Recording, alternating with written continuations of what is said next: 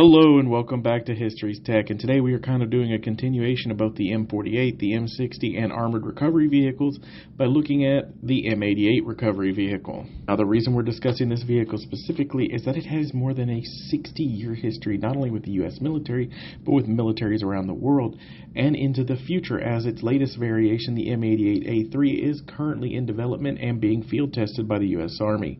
As we've discussed in the past, armored recovery vehicles history goes all the way back to the First World War and really came into prominence with specifically built versions during the Second World War.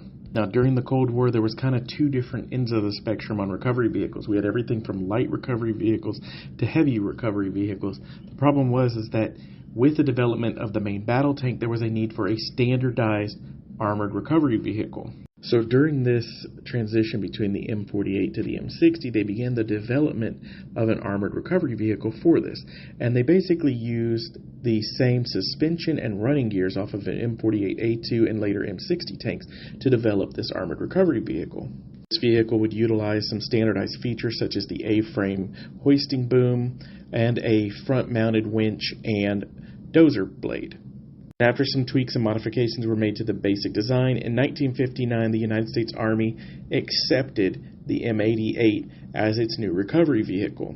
And by 1961 the first production models were actually out in the field.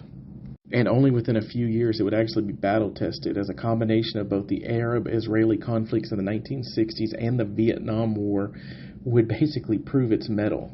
By 1977, the M88A1 variant was released, and basically this included a much more powerful diesel engine inside of it, a transition from the previous gasoline engine that the M88 standard models had had. The only problem was 3 years later, the United States had abandoned the M60, the whole reason the 88A1 model had been developed, and had gone with the M1 Abrams instead.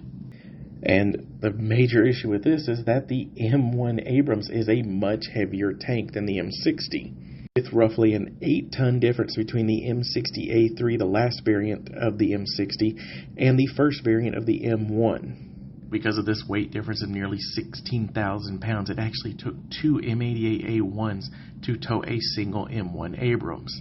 And while that can be a logistical inconvenience under normal conditions, in a battlefield situation, this is a horrible and impractical situation. So in the late 1980s, a new variant was developed. This one was designated the M88A1E1, also known as the Heavy Recovery Vehicle.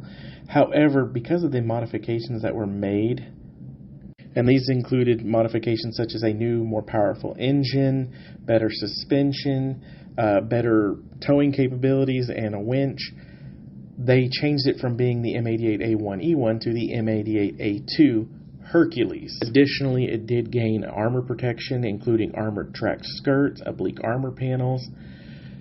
It also had nuclear, biological, and chemical defenses and smokescreen generators for its defensive measures.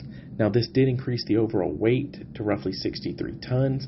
However, it could tow 64 tons, meaning it could tow the Abrams. And after issues with winch failure and some issues about it not being able to tow on slopes that were muddy, it was fully approved in 1998 for service towing the M1 Abrams.